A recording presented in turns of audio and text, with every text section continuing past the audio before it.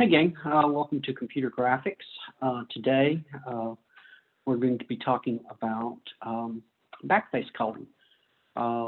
This section that we're going into right now, the next 3 lectures, deal with ways of making your scene that you're rendering to be more realistic. So far what we've done is we've worked with what are called wireframe systems. They're called wireframe because when we draw things like our pyramid, right, we've drawn our pyramid over and over. Well, that pyramid, you just draw the edges, right? And it's wireframe because if you've got multiple objects and you put them in front of each other, well, you can see through the objects. You just know they're there because there are edges that are drawn. But the real world doesn't consist of wireframes. The real world generally consists of solid objects.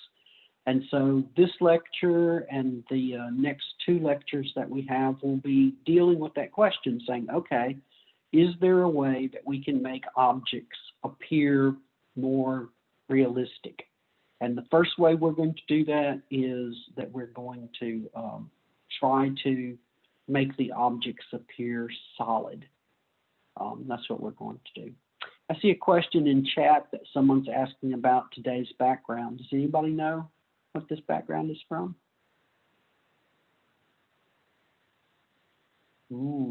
It's not old. It's something current. A streaming series about 6 months ago, maybe. If you like sci-fi and you like computing, and I know you like computing, and if you like AI, and if you like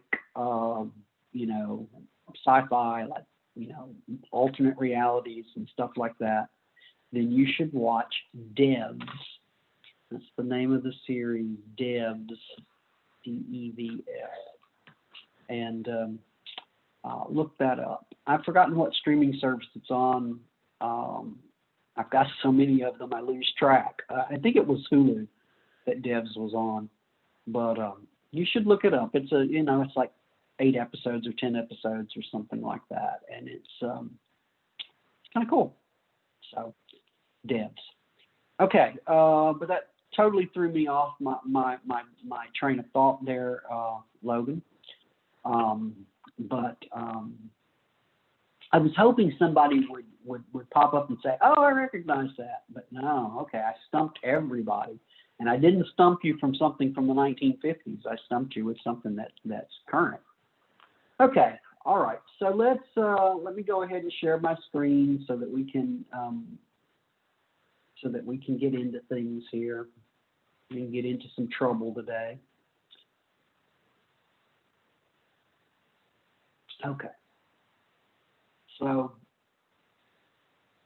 as I said, we're going to start with trying to make objects look more solid. And the first way we're going to do that is with something called backface culling.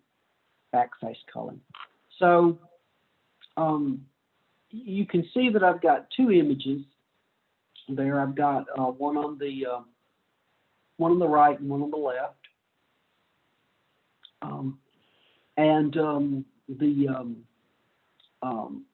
The one on the left is just the normal wireframe.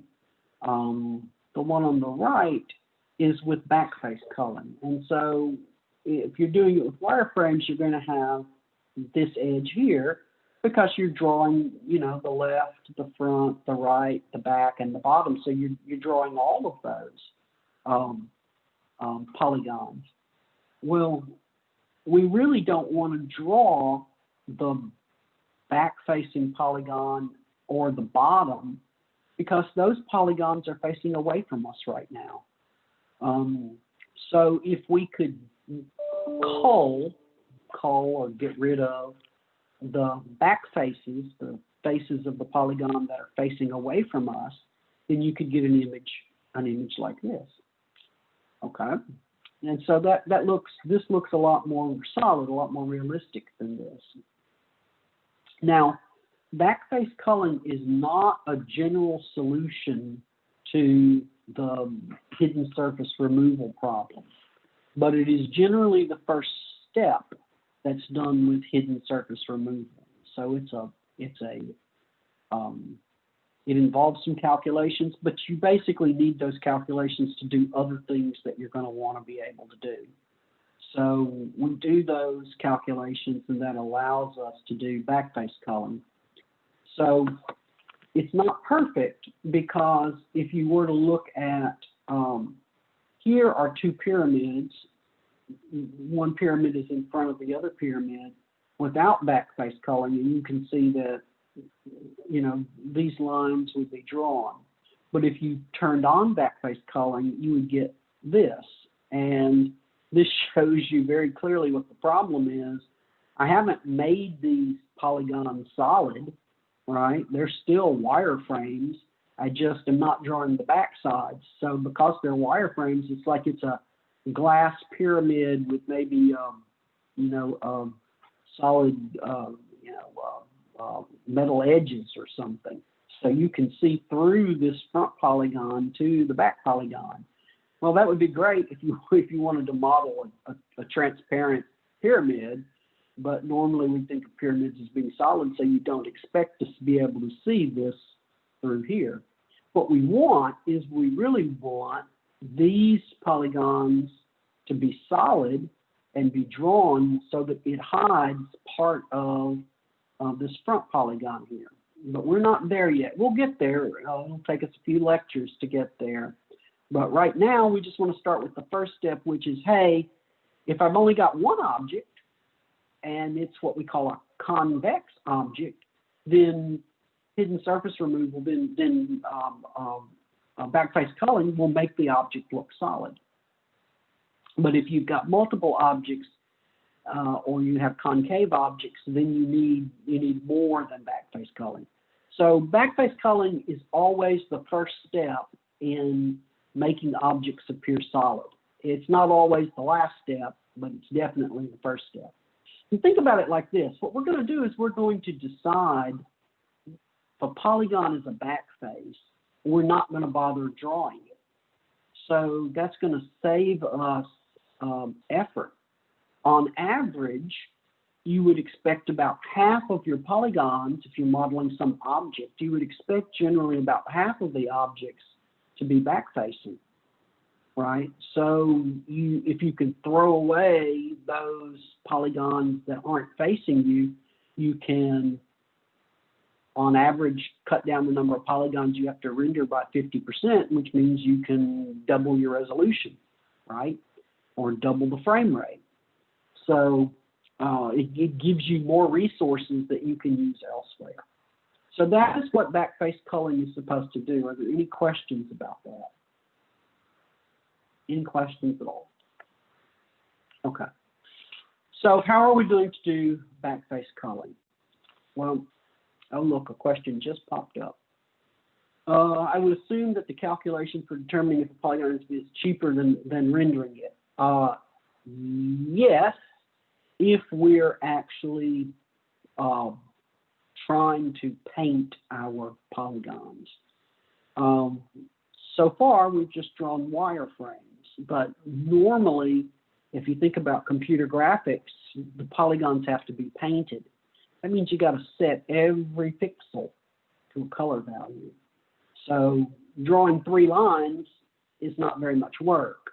Drawing all of the pixels, if we were to make this, if we were to try to draw this as a solid and fill all of those pixels, that's a lot of work. So if I can determine quickly, oh, this polygon's facing away from me, I can skip all of that. So yeah, the calculations for determining if a polygon is visible are generally cheaper than rendering that polygon. And if you want to do anything, if you want to add any kind of more realism to your scene, you're going to need to do the calculations that we're doing for backface removal or backface culling anyway. Okay. Okay. So the first thing we've got to do is we've got to figure out. So what are we trying to do? Well, we're trying to decide whether or not a polygon is facing towards you or away from you. That's what we want to figure out. And if it's facing away from you, I'm not going to draw it. And if it's facing towards you, well, then I'm going to render it. How do I know the orientation of a polygon? Well, I'm going to need to know two things, in fact. I'm going to need to know the orientation of a polygon. So when I say orientation, I mean, you know, maybe we've got a polygon and it's oriented like this, or maybe it's like this. My hand's a polygon in 3 space. It's a hand that vanished in 3 space. Look at the hand, look at the hand, right? So it can be at any sort of angle in 3D space, right? And if we think about, you know, where my eyeball is, right, you know, I can see well, if I look in the camera, I can see this side of my hand. And that brings up an interesting question. What about mirrors, right? That's a whole nother ball of wax, thinking about mirrors. You know, my hand, I'm looking at my palm. You're looking at the back of my hand. Mirrors are actually funny. I can't help. I'll take a little detour here. There was a cyberpunk kind of third-person game a few years back, and I'm not talking about Cyberpunk 2077. Oh crap! It was a series, and I played it, and I can't remember the name of it. But there was a running gag in it about mirrors, because you would go into bathrooms, there would be no mirrors, or if you went into a place where there was a mirror, it would be broken, right? And so it was actually an inside joke. You know, if you knew anything about computer graphics, you're like, well, why are there mirrors missing everywhere here? Another trick that you see in these a lot of times is they'll put a video screen in like a bathroom where normally a mirror would be. And that gives it kind of a high-tech look and doesn't have them worry about mirrors. Even if you go back and look at Mass Effect 1, there are no mirrors. In Mass Effect 2, I think it's 2, or maybe it's 3. There is a bathroom. There were almost no bathrooms. So there's a bathroom in Commander Shepard's quarters, and there's a mirror in there. Anyway, mirrors add complexity, and just be aware that mirrors add complexity. So we're in a mirrorless world here. Okay, so again, we need to establish the polygon's orientation in space. Now, how are we going to do that? Well, if you remember our last lecture, we went over section 11, and in section 11, there was 2 subsections. There was section 9 and section 10, and section 10 or subsection 10 of section 11 talked about the cross product of 2 vectors. And we said when we covered the calculations for cross product that what they defined was a normal to the orientation of the plane containing the vectors. So you took in 2 vectors, right? And here we've got a little illustration. Here's a vector P, and here's a vector Q. And if you take the cross product of P and Q, it'll give you surface normal N. So the way you interpret this is, here's the polygon. It's in a plane. Polygons are planar. They don't curve. They're flat, okay? So if I have 2 vectors, right, those 2 vectors, those 2 directions can define a plane, and from those 2 vectors, we can use a cross product to get the normal of that plane. Okay. So that's what we're going to do. We're going to use cross product to get a surface normal. So again, here's a polygon. Notice this polygon. Its points are in counterclockwise order, right? Are in clockwise order. 0, 1, 2. So we've defined the polygon vertices in clockwise order when viewed from the outside, and that's critical. So anyway, what is P? P is the vector from P0, the first point, to P1, the second point, and you can compute P. It's very easy. P is computed as P1 minus P0, or take the x value P1x minus P0x, that gives you the x value. P1y minus P0y gives you the y value, and PZ1 minus P0 z gives you the z value. So basically you get the x value, the y value, and the z value by just subtracting the P0 from P1. And that gives us P. And then Q is the vector from P0 to P2. And so you can get Q by taking P2 and subtracting P0. Of course, there are three components, an X, a Y, and a Z. That's how we get our vectors. And that answers an important question, because you might say, Mike, polygons, when we define them, we didn't define any vectors. We just defined 3 points for a triangle. Now, of course, if you had, what if you had a square or a rectangle? Well, you still only need 2 vectors. So normally what you do is you draw a vector from the first point to the second point, and the second vector is from the first point to the third point. And if there are other points, you just ignore them, you don't need them. Okay? So we only need 2 vectors to determine the plane that this polygon is in. So now that we have the vectors P and Q, we can do the cross product computation that we talked about last time, right? It's a bit more involved, but that will give us N, which is the surface normal. Now, we use normal 2 different ways in computer graphics. When we talk about a normal, we mean a vector that's 90 degrees to another vector, or 90 degrees to a plane, okay? But sometimes we talk about normalizing a vector. We can normalize a normal vector. We can normalize any vector we want to. When you talk about normalizing a vector, what that means is you're going to convert that vector to a unit vector. We went over the math for that last time as well.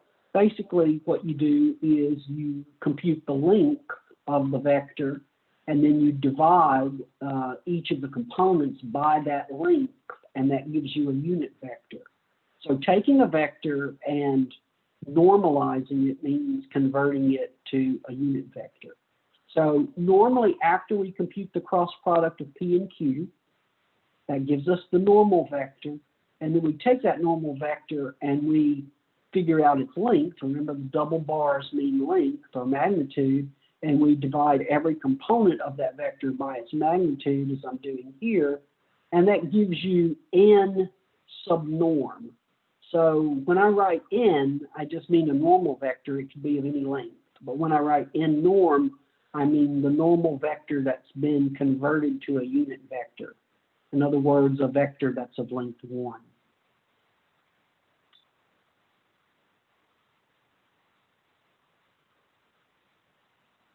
So Eric is asking about square roots. Yeah, they're somewhat expensive, but dude, graphics is expensive. That's why it's slow. You might say, okay, but I'm laughing, but I shouldn't, Eric. You ask very, very good questions. So let me be serious for a second. Yes, it's a great question. In the calculations that I'm about to give you, you don't need to have the surface normal normalized. So you can just compute N and not worry about turning it into a unit vector. So you could save these square calculations and square root calculations if you wanted to. So Mike is always saying speed is important in computer graphics. And now here I'm saying, oh, let's go ahead and do a normalization calculation on our normal, and don't worry about it. Well, it looks like I'm wasting compute cycles here. Why am I doing that? Well, Eric, the reason is that you may as well go ahead and normalize the surface normal now, because the other kinds of calculations that you're going to want to do in the future, like when we want to start introducing lighting, they require that the surface normal be normalized. That they require that your normal be of length 1, and so I'm just going ahead and doing that now, so that later on, when we cover lighting and shading, I don't have to go back and say, oh yeah, you got to normalize the normal, right? I'm just always doing it, so you'll be used to it. It'll already be in your code, and that's the way you'll be thinking about the surface normal. So I didn't normalize P, I didn't normalize Q, right? But I am normalizing the surface normal because that vector gets used a lot. It's going to be your friend for most of the rest of the class. And when we get to some calculations, it'll be a couple of weeks. But when we get, not next week, but the week after, when we start getting those, your surface normals will have to be normalized for those calculations to work out properly. So that was actually, don't be offended when I laugh. I'm just making jokes. Those are good questions. Please keep them coming, because it was an oddity. Why did I say let's normalize it? Let's just waste some compute cycles and normalize it. No, we're going to need it normalized in the future. So I'm just going ahead and doing it now.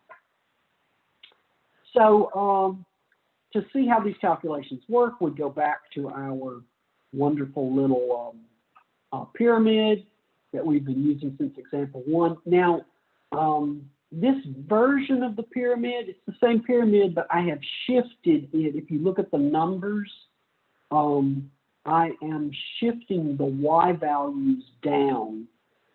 So you see that it's at a Y of minus 100 here, minus 150, minus 150, minus 150, minus 150. So basically the base of the pyramid is at minus 150 now in Y. I think the way we originally defined it, the pyramid, the base is at like negative 50. So I've moved the pyramid down.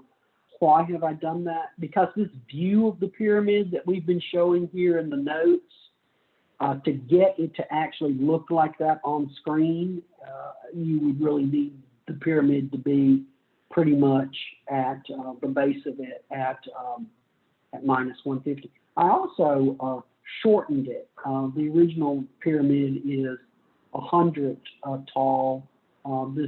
In this definition, I've squished it so that it's only 50 tall. But if you take these numbers here and plug them into your little assignment 1, you would get a pyramid that looked a lot like this. This is visually how it would look. If you use the default numbers, it looks more like a triangle because you're looking at it more straight on. You're not looking down on it. And because of that, you just see a triangle, and that would be really boring for our example to just be looking at the front triangle. I want you to see that, yes, it really is a pyramid. So that's why I shifted it vertically down. But it's the same definition. It's the same pyramid. I just translated it down in Y by 100 units. And also I squished the top a little bit. I moved it down a little more. So basically this version is shorter and it's been translated downwards. So I didn't want anybody to freak when they saw the numbers and said, Mike, you changed things. Yes, I'm changing things. It's okay. So here I do the calculations to compute the surface normal for the front of the polygon. I do this by hand, and then I just show the other results. Yes, you really should walk through this math. I walked through the math to prove to myself that the math actually works. All right, you should walk through the math yourself to prove that it actually works. Not only did I walk through it, I went in equation and I created all of these things. So you're looking at probably an hour's worth of work here, maybe more, to do this, but it's important. So here's A, B1, and B4, right? So this was what we were calling P0 before. This is P1, and this is P2, what we were calling earlier. So P is B1 minus A, so you need the X components, the Y components, and the Z components. Here I do the subtractions. So P is 50 minus 50 minus 50. Q is B4 minus A. Subtract off the X, the Y, and the Z. Do the subtractions there where you're taking B4 and subtracting A, and that'll give you blah, blah, blah. Do the math. Minus 50, minus 50, minus 50. Okay? And these numbers do make sense because from A to B1, okay, this is the right edge, right? So P is this edge here, and Q is this edge here. Well, think about a vector for this edge. Now, when you're thinking about it in vector terms in your mind, right, the A is the origin of 0, 0, 0. So how would I, if I were treating this in my mind as 0, 0, 0, how do I get a vector pointing in this direction, pointing to here? Well, it is positive in X, some amount, and then it's down, so it's negative in Y, some amount. And then there's a Z value. Well, this angle is actually coming towards us. We live in minus Z, so this should also, the Z component should also be negative, right? And if we look at the numbers that we got, right, it's positive in X, negative in Y, and negative in Z because it's towards us. If we look at Q, which is the left edge, it is negative in X, it's going leftwards and then down and then out towards us. So do you see that not only did the math work out, conceptually we can look at it and say, yes, this passes the sniff test, these numbers make sense for the example that we're looking at. And that's something really important. When you guys are trying to debug programs, I'm getting a lot of students, not a lot, some students saying, oh, it doesn't work. Figure out why, Dr. Mike. Well, you know, sometimes errors are syntactic errors, and quite frankly, you're supposed to be able to find syntactic errors on your own. Logic errors, obviously, if you're stuck, come to me and we'll talk about it, and I can give you hints on how to move forward, right? But a lot of it is just common sense. Put in some diagnostic prints or trace your program and work through an example by hand and look at the numbers it's generating and saying, okay, are the numbers that I'm getting by hand, do they match the numbers the program is generating? Okay, if they don't match, then either I don't know how to use the formulas or I goofed up in programming the formulas, and you have to figure out which it is, right? So there's no magic to this. Another thing you have to, you know, I tell students this sometimes, you know, I'm so old, I took a graphics class as an undergraduate, but it was basically about plotting mathematical formulas, right? Like I don't know, like plotting out a sine wave or something. It had nothing to do with what we call computer graphics these days. I had to teach myself all of this. And so I used books and I used the internet, and I spent a lot of hours scribbling things and making up examples like the one I'm showing you here and running through the numbers and saying, is it right or is it wrong? And guess what? A lot of times I figured out that, oh, I didn't understand how something worked. But after working through some examples, I'm like, okay, that makes sense. Okay, so now let's do the cross product, right? You've got to do a lot of math for the cross product. You come up with 0, right? 5,000 minus 5,000 for n, for the surface normal. Now we have to ask ourselves, well, does that pass the sniff test? Does that make sense? So an x of 0, a y of of a positive value and a z of a negative value of the same amount. Well, I hate when I do. Yeah, it makes sense because think of this. Now, of course, it's flat on the screen, but if you think of it, right, the front of the polygon is it's so far being backwards. It's like this, right? So if this is the front face of the polygon, it's at an angle. It's normally like that, right? And here's a surface normal. My finger sticking out of the middle, right? So it's pointing towards the camera, towards the viewer, right? So the z value has to be negative, and the angle it's inclined slightly upwards, right? So if we think about it, you really should have an arrow coming out of the screen at an angle that's upwards some amount. And that is exactly what the surface normal is doing. 0, 5,000, minus 5,000. The minus value, because it's pointing towards us and we're in a left-handed system where we're sitting over in negative z, and it's the surface normal is pointing upwards some amount, so the y value is positive. And these are the same because essentially we defined the polygon to be at a 45-degree angle, right? So the surface normal should be at a 45-degree angle. And of course, the x is 0 since we're looking directly at the thing. Okay, blah, blah, blah, grind it through the normalization because this is just in, it hasn't been normalized yet.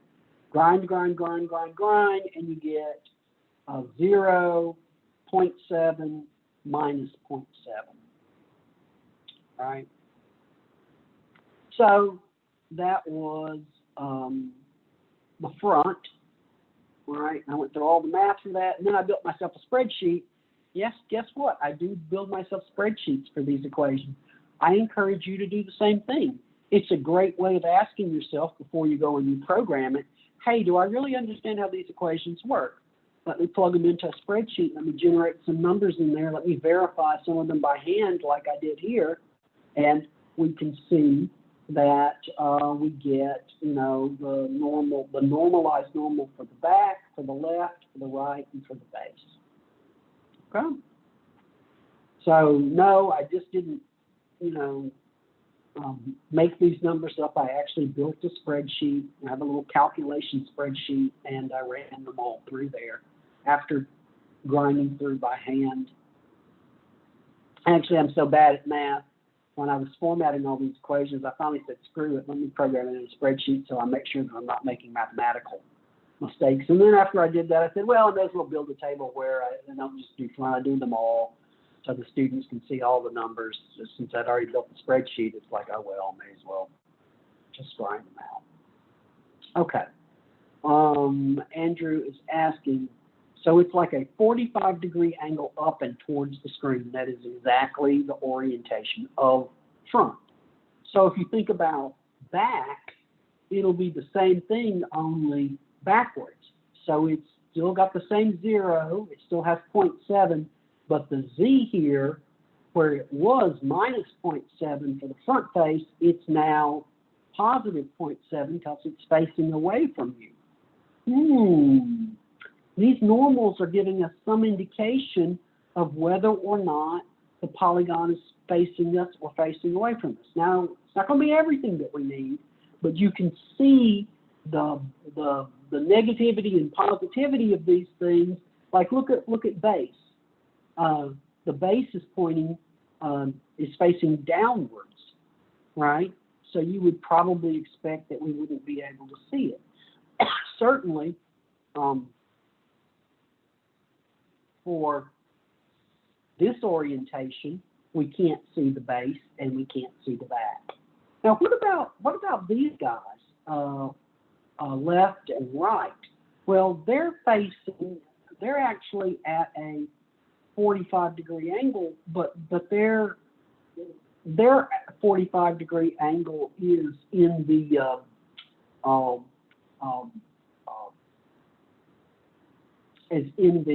XZ plane. Okay, so so y is 0 for them, or should be if I'm keeping it right in my head. Or so z, yes, it's the XZ plane. So z is 0 for them, right? And you might say, well, okay, when the front was negative, we could see that, and the back was positive and we couldn't see that.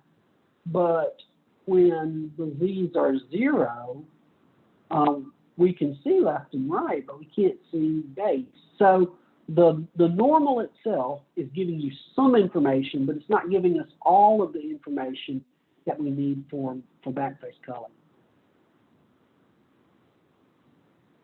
So Eric is asking, is there any reasonable way to store or avoid completely redoing the calculation for surface normals during the transformation, or does it basically have to recompute every time you play? It basically has to recompute every time either the position of a polygon changes or the location of the viewer. Now, you might remember on like the first day I said this used to be 2 classes and I combined it into 1 class. One of the things that I dropped on the floor was being able to define our viewpoint as being anywhere in space. And we used to, I went through the calculations for setting up a virtual camera, right, at some location in XYZ space pointing in some direction. And basically, if that camera moves, then you, or the objects move, then yeah, you have to redo the calculations of what's visible and what's not visible. The normals won't change on the objects if the positions of the objects don't change, but what's visible can definitely change if you move the camera. I simplified things for this version of the course by just the camera is always fixed at 0, 0, minus D, where D is usually 500, and the view direction is always towards the origin. So basically, I simplified some calculations, because if you have a camera in space, remember those equations we went through to move a line in 3-dimensional space to line it up with the origin? You would do exactly those calculations to move our camera. So basically, we would end up moving the camera into the projection system that we've defined. Now, Andrew, you're asking for the base that has 4 vertices. How do we choose? I already mentioned that, my friend. I said that when you're computing the P and the Q, all right, the vertices, you use the first point, you draw a vector from the first point to the second point, and then you draw a vector from the first point to the third point, and you don't worry about any other points. So that's how you get P and Q. So you only need 3 non-collinear. Remember way back in junior high, 3 non-collinear points define a plane. That's what we get when we have a triangle with 3 vertices. We get 3 non-collinear. What do we mean by non-collinear? Well, if the points line up in a line, you don't have a plane. You have a vector essentially. So you have a direction, but you won't have any way of grounding that plane. No problem, Andrew. I just wanted to point out that we had addressed that one. Okay. All right. So the surface normals are telling us a lot, but they're not telling us everything. And here I talked our way through what I already described verbally. And finally, I say here, it's not surprising that the normal vector of a polygon indicates the polygon's orientation in space, but not its position. So when you think about that, a vector specifies a direction and a magnitude. Well, if we normalize it, we make all the magnitudes 1. So the important information for our purposes in our vectors are direction. But a direction is not all you need. You also need to somehow fix the true position of the polygon. So normal vectors give us orientation, okay? They don't give us position. What do I mean by that? Again, here is an orientation. It's a 45 degree. Think of it as the front face of the pyramid, okay? But I can move that in three-dimensional space, and I'm not changing the orientation of my hand. I'm just changing its location. Now, why is that important? Well, it's super important because think about this, okay? Now, same polygon. I'm not going to rotate it. I'm not going to change where I'm viewing it from. I'm not even going to change the orientation of it. So I'm not going to rotate around X, Y, and Z. I'm going to keep the orientation the same. But let's say I start translating it vertically, right? What's going to happen eventually? Well, eventually, I'm going to be seeing it from instead of looking down at it, I'm going to be looking up at it, and we'll see the bottom of it. So I'm not changing the orientation of it. I'm just changing its location in space. Also think about, what if I moved it upwards, but I didn't move it all the way upwards? I moved it so that this point right here was level with our eyes. Then what would I see? Well, I would just see the front triangle, right? The sides would be invisible to me at that point. I didn't change the orientation, but they'll be invisible because I'm no longer looking down on the pyramid. I would be staring directly at sort of eye level at the midpoint here. So the surface normals give us some indication of whether or not the polygon is going to be visible, but we also need not only the orientation of the polygon, we need its position in space as well, which brings us to subsection 2, establishing a polygon's position in three-dimensional space. Well, you probably remember from, I don't know, algebra or trig or something, the equation for a plane, ax plus by plus cz equals d, where d is capital A, capital B, little b, capital C, little c. Essentially what it's saying is if I've got plane constants A, B, C, and D, then x, y, z will be any point on the plane if ax plus by plus cz equals that d. So essentially, the D is locking in the location of the plane. And so A, B, and C will turn out to be the X, Y, Z of the surface normal, right? Little a, little b, little c is just a point on the plane. So A, B, C is actually the surface normal, so it's X, Y, Z, and little a, little b, little c is the X, Y, Z of some point on the plane, okay? So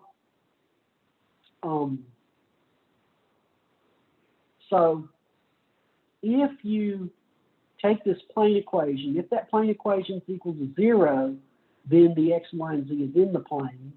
If the plane equation is greater than 0, that means the X, Y, Z is above the plane. And if the plane equation is less than 0, that means the X, Y, Z is below the plane. This will allow us to determine if a point is in, above, or below a plane. Well, the point that we're interested in is the point that represents our eyeball, which is the viewpoint, okay? So if the point that represents our eyeball is above the plane, then the plane will be visible from the plane, and thus the polygon it contains will be visible from the point where my eyeball is at. Now this discounts clipping. When you view,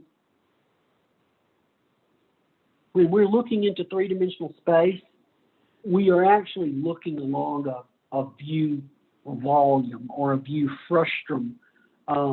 Because if you think about a window, if you get to the right of that window or to the left of that window, there can be things that are in front of you that you won't see because they're outside your view pyramid or your view volume. So another thing that fell on the floor when we combined these classes is talking about clipping. We just keep all of our objects within the view volume, so we don't have to worry about clipping. But yeah, I had to throw some things on the floor this class. But all of the important stuff, all of the principles are still here. Okay, so this will give us, these equations are what we're going to use to determine whether or not a polygon is visible. And now you might say, okay, where do the constants come from? Well, I'd already explained A, B, C. Capital A, capital B, capital C is the surface normal, and little a, little b, little c is a point on the plane. Where do you get a point on the plane? Just use the first vertex, P0. So if we do that, then our D calculation could be expressed as cap A, cap B, cap C times little a, little b, little c. Well, I said cap A, cap B, cap C is the surface normal. So normal x times P0x plus normal y times P0y plus normal z times P0z gives us our D, which is our constant for the plane. You can do it like this, or if you're more comfortable looking at it in dot product notation, these are the same calculations, exactly the same calculation, just one is a matrix multiplication, which of course if we had the right hardware we could do in parallel, and the other is in equation format where we can't do the x, the y, and the z at the same time. We have to do them sequentially because we have a sequential computer. Okay. So now our original plane equation can be rewritten again, cap A, cap B, cap C as just the normals. The little x, little y, little z is the point that we are interested in determining whether it's above, in, or below the plane. And so this is the equation that I gave. This is when you substitute cap A, cap B, cap C for the surface normal, and you use little a, little b, little c is 0.0. And so I've just changed the names to protect the innocent, as they used to say in the old Dragnet TV show that none of you have heard of. But it's the same thing, with just the names changed. Okay, so determining if an arbitrary point is above, in, or below the polygon, we've really already given the math for that. Basically, compute D, then compute what we've talked about, right? If the dot product of the surface normal times, if the dot product of the surface normal times the point we're interested in, x, y, z, if that quantity minus d is greater than 0, you're above the plane and the point's going to be visible if you're at x, y, and z. Now I say the polygon's going to be visible. The polygon's going to be facing the user. The user might be looking in a different direction, right? Or there might be some closer object occluding the object that we're currently drawing. So those are questions for another day. If you're equal, you're in the plane. Can I see a plane if I'm in it? No, not really. And if it's behind me, if I'm underneath it, I'm not. Or let me rephrase that. If it's facing away from me, I'm not going to be able to see it. Now, we use, mathematically precise, and we say equals 0, right? But we're working with real numbers, right, on a digital computer, and we know we can get round off errors. So is something 0 if it's 0.000000001? Well, maybe that 1 way down there was just a round off error because we can't represent all of our numbers absolutely precisely in a computer. So frequently we will test for an eta, a value that's very, very close to 0. And that actually causes issues in computer graphics that you'll see sometimes. How many of you are familiar with playing a video game and you get your camera very close to a wall or something and then the wall vanishes? How many of you have seen that happen? We all have, right? What's happening there is the value of this equation is getting very close to 0, and you have to leave a little bit of wiggle room, because if you tested exactly for 0, you'd never reach it. So if I'm really, really close to a polygon but still in front of it, I might be close enough to it that the way this is included, instead of being equal to 0, it's usually less than eta, where eta is a very tiny positive number. If I get close enough that I fall below that, it gets considered a backface and the wall suddenly vanishes. Boop! That's why that happens. You now have seen the math to explain that mystery. Okay, returning to our pyramid. Here's our polygon surface normal calculations that we had earlier. So here's the visibility computations for front in both computing D as a dot product, and then computing the plane equation as a dot product minus D to see if it's greater than, equal, or less than 0. And so we can take these and do the visibility calculations for the front polygon. I plug in all the numbers and I run it, and I get 494.97. The only thing important about that is that it's a positive number. Since it's a positive number, it means that the front polygon is facing me. I will mark it as visible. Okay. When I plug in the numbers for the back polygon, I get minus 353. This number is negative, so it is facing away from us, so it is not visible. The left and right, given the current position of the pyramid where we're looking slightly down on it, left and right generate positive visibility results, so it's visible. Left and right are visible. Minus, from its current position, generates a minus 150. Since it's a negative number, it's not visible. And that's basically it. We can throw all of this into an algorithm. So the backface culling algorithm, it's the first step of polygon draw. It culls or gets rid of polygons that are not visible. Where do we use it? The culling algorithm is in polygon draw. If the culling algorithm returns a visible Boolean, or you can make it a number 1 or whatever, then you immediately terminate polygon draw. So if it returns if it returns visible, then you draw the polygon as you normally would. If the culling algorithm produces not visible, then you terminate the polygon draw mechanism, because there's no reason to draw that polygon because it can't be seen from the viewpoint. I'm writing this algorithm in a left-hand coordinate system. What are its inputs? Its inputs are V, which is our viewpoint, which is generally 0, 0, minus D, where D is some distance from 0, usually 500, well, 500 in the example that we've given. And the other input is P0, P1, P2. Those are the first three vertices of the polygon listed in clockwise order when viewed from the outside. So just given 3 points on the polygon and given the viewpoint as input. So this is where I'm viewing it from.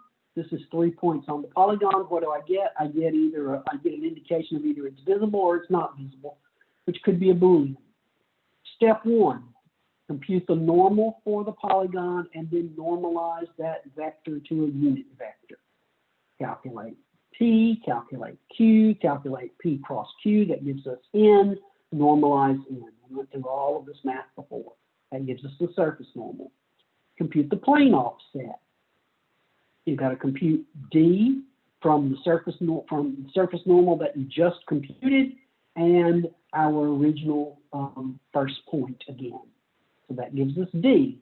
And then the last step is just an if statement, essentially. If the normal times Vx plus the normal x times Vx plus the normal y times Vy plus the normal z times dz. If you take that, it'll give you a quantity. Subtract d from it. If that's greater than 0, return true. If it's equal or less than 0, return false. And again, often we don't use 0. We'll use something like 0.0000001, so that we don't depend on things being exactly 0. And that, my friends, is it. That's how polygon, that's how hidden surface detection or hidden surface removal, backface culling works. Any questions for me? Any questions? I've not given out assignment 3 yet. Assignment 3 is going to consist of 3 parts. The first part is backface culling, which we've just done. If you're finished with 2 and want to get started on 3, there's no reason why you couldn't go ahead and implement this. It's actually, you know, I've laid it out very carefully here with the equations. And quite frankly, after doing that, I went in and I threw backface culling into example 1. I didn't go and build multiple. I took example 1 and I moved everything so that it would be in place. So basically, example 2. So basically, I took the first program that I had already solved. I implemented assignment 2, except I didn't bother doing multiple objects yet. But I did the in-place scaling and rotation. And then I threw in backface culling, and it took me 30 minutes, maybe less with debugging, to put backface culling in there. It's pretty straightforward. I mean, what is it? It's, you know, computing a dot product or computing a cross product to get a normal, normalizing that normal, and then doing a couple of dot products and comparing to see if you're greater than 0. Essentially looking at the sign of the result is what you're doing. So it's, once you go through all the math, it's pretty straightforward. So Eric is asking, so the surface normal is calculated only when the polygon is drawn, or is it usually calculated ahead of time? Usually the surface normal is calculated whenever it would change. So after doing a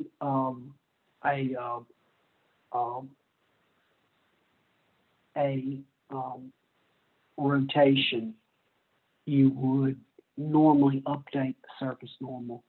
And frequently the normalized surface normal is carried along in a data structure that represents a polygon. So instead of a polygon just being an X, Y, or 3 points, a list of points, right?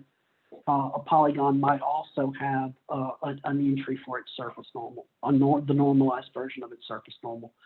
And again, that's only going to change if you do a rotation, or if you do a scaling where you scale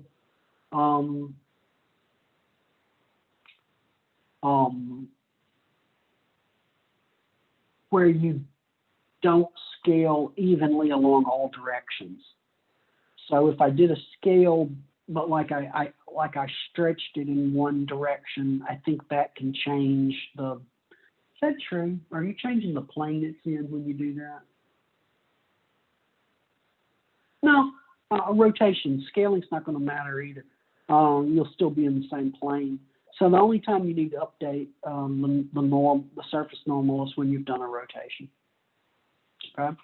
So one way you could do it is you could carry the normalized surface normals on in the definition of your polygon, and as part of immediately after doing the rotation along any of the major axes, you could recompute the surface normal. Does that make sense? Or you can wait and do it when you're rendering, which is what I did in my little example. We have so few objects with so few polygons that we're not really having to stress over yet. We're not really stressing over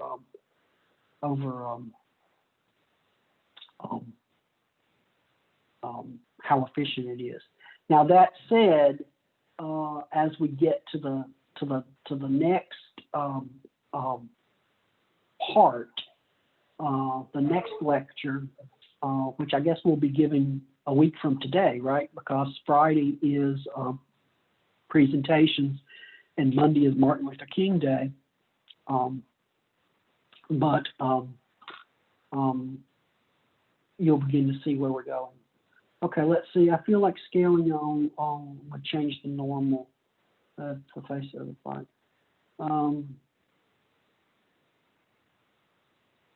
I guess it would change. It wouldn't change the normal, but it would change the D value, I guess. Right. The point on the plane could change, so that might have an effect. I have to think about it. I'm actually pretty sure, the more I talk myself into it, I'm pretty sure that scaling is not going to have an effect, because if you think about it, remember what we're talking about here is the location and orientation of a plane that the polygon sits in. That plane is infinite. So if I stretch a polygon, right, I shouldn't be changing its orientation the way I'm thinking about it. Of course, I'm kind of thinking in 2D, but a plane is 2D. It doesn't curve, so I'm pretty sure that I would be changing its size in the infinite plane that the polygon exists in, but I wouldn't be changing its positional orientation. Okay. Yeah. Okay. Other questions? It's interesting. I noticed we only had 15 participants today for this lecture, which is really a little disappointing because, you know, this is we're starting to cover the material for program assignment 3, and that's where students normally start running into problems. Now, I am hopeful because, guys, I have been spending a tremendous amount of time on this class.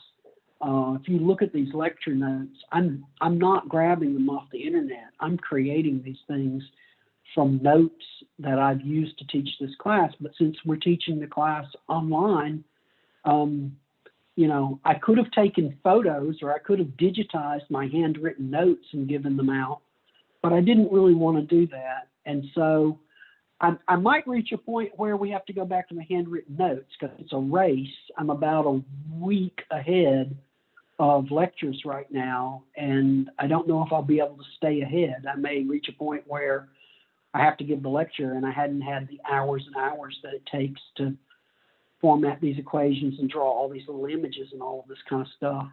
But I've cleaned up the notes quite a bit from what they were, and they're more detailed now, and the examples are a lot more detailed. So I'm hoping that you guys will do much, much better on assignment 3 than past classes have done. And I'm hopeful it'll take a lot less time. So to give a little sneak peek, and these are uploaded now to, I refreshed the notes this morning on Moodle.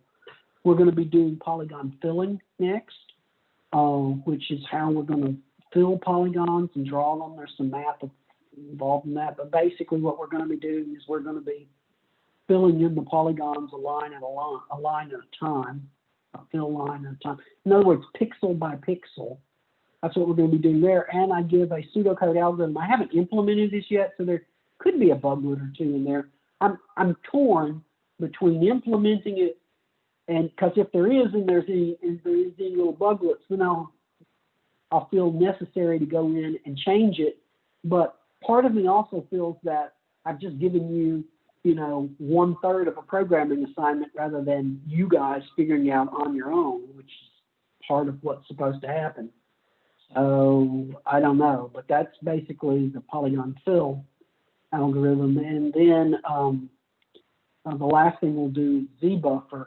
ZBuffer is going to allow us to build, to solve that problem of two pyramids where one's in front of the other, and some of the polygons of this object occlude some of the polygons of this object. So it would make it solid, essentially. And it can also do, it's a general purpose one, it can also do something like this. If I've got two polygons and one slices through the other, it can render scenes like this appropriately. So that's what we're going to be doing next week. We're going to be covering polygon fill and Z-buffering. And it is critical that you understand that material deeply and are able to implement your programs bug-free, because assignment 4 is going to use exactly the same techniques that you're going to be using in assignment 3. So if you can't get 3, you're not going to get 4. If you get 3 and you get it good and it's solid, 4 is not going to be nearly as hard. Okay, that pretty much runs us out of time. Remember, if you haven't already signed up for your code review session for tomorrow, you need to do that, right? You need to also make sure that you turn in your programming assignment on time. I've seen some of them have come in already. And then remember, on Friday, you guys are going to be, the teams are going to be presenting again on Friday. Okay? So that's it for me for today. I'm going to stop the recording. If there's any after class questions, I'll be happy to answer them. But until then, I'll see you guys later. Take care. Bye-bye.